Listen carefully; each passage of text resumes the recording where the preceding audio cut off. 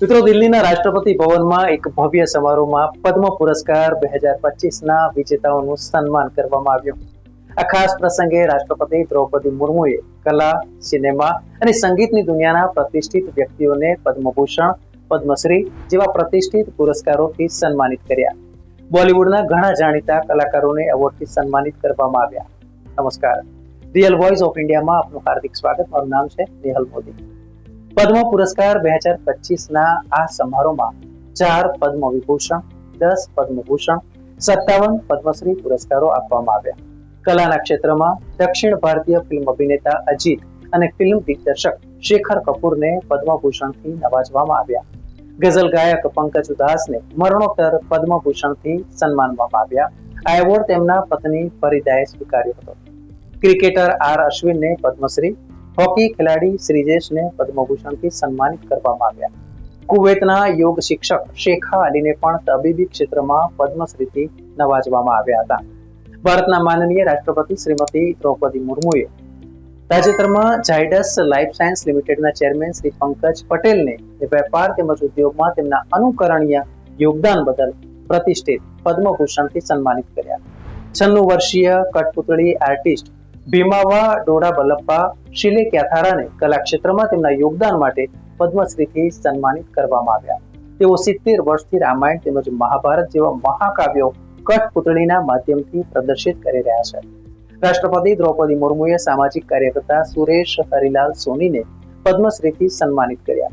સુરેશ સોની હિંમતનગર પાસે હજારો કુષ્ઠ રોગીઓની સેવા કરી રહ્યા છે. કુષ્ઠ રોગીઓ માટે સમાજનો દ્રષ્ટિકોણ બદલાય તે માટે હંમેશા તેઓ પ્રયત્નશીલ રહ્યા છે. વૈદિક સ્કોલર ગણેશ્વર શાસ્ત્રી દ્રવિડને રાષ્ટ્રપતિ દ્રૌપદી મુર્મુએ પદ્મશ્રીથી સન્માનિત કર્યા હતા. તેમણે અયોધ્યામાં શ્રી રામ જન્મભૂમિ મંદિર તેમજ વારાણસીમાં કાશી વિશ્વનાથ મંદિરના ભૂમિપૂજન અને પ્રાણ પ્રતિષ્ઠાનો શુભ સમય નક્કી કર્યો હતો. પૂર્વ ભારતીય હોકી ખેલાડી PR શ્રીજેશને રમત જગત ક્ષેત્રમાં તેમના યોગદાન માટે રાષ્ટ્રપતિ દ્રૌપદી મુર્મુએ પદ્મભૂષણ એનાયત કર્યો હતો. ક્રિકેટર રવિચંદ્રન અશ્વિનને રમતગમત ક્ષેત્રમાં તેમના યોગદાન માટે રાષ્ટ્રપતિ દ્રૌપદી મુર્મુ પાસેથી પદ્મશ્રી પુરસ્કાર પ્રાપ્ત થયો. બિહારના ભૂતપૂર્વ નાયબ મુખ્યમંત્રી સુશીલ કુમાર મોદી મરણોત્તર ને જાહેર ક્ષેત્રમાં તેમના યોગદાન બદલ પદ્મભૂષણથી સન્માનિત કરવામાં આવ્યા હતા. સુશીલ કુમાર મોદીના પત્ની જેસી સુશીલ મોદીએ રાષ્ટ્રપતિ દ્રૌપદી મુર્મુ પાસેથી આ એવોર્ડ સ્વીકાર્યો હતો. સુશીલ મોદીનું 7 મહિના સુધી કેન્સર સામે લડ્યા બાદ 13 મે 2024ના રોજ દિલ્હીની all India institute of medical સાયન્સીસમાં અવસાન થયું હતું. તેઓ 72 વર્ષના હતા. 3 દાયકા લાંબા રાજકીય કારકિર્દી દરમિયાન મોદીએ બિહારના રાજકીય વાતાવરણને આકાર આપવામાં મહત્વપૂર્ણ ભૂમિકા મોદીએ ભજવી હતી. તેઓ ધારાસભ્ય, MLC તેમજ લોકસભા અને રાજ્યસભાના સભ્ય હતા. વર્ષ 2005 થી 2013 સુધી અને ત્યાર પછી ફરી એકવાર વર્ષ 2017 થી 2020 સુધી બિહારના તેઓ નાયબ મુખ્યમંત્રી તરીકે તેમણે સેવા આપી હતી.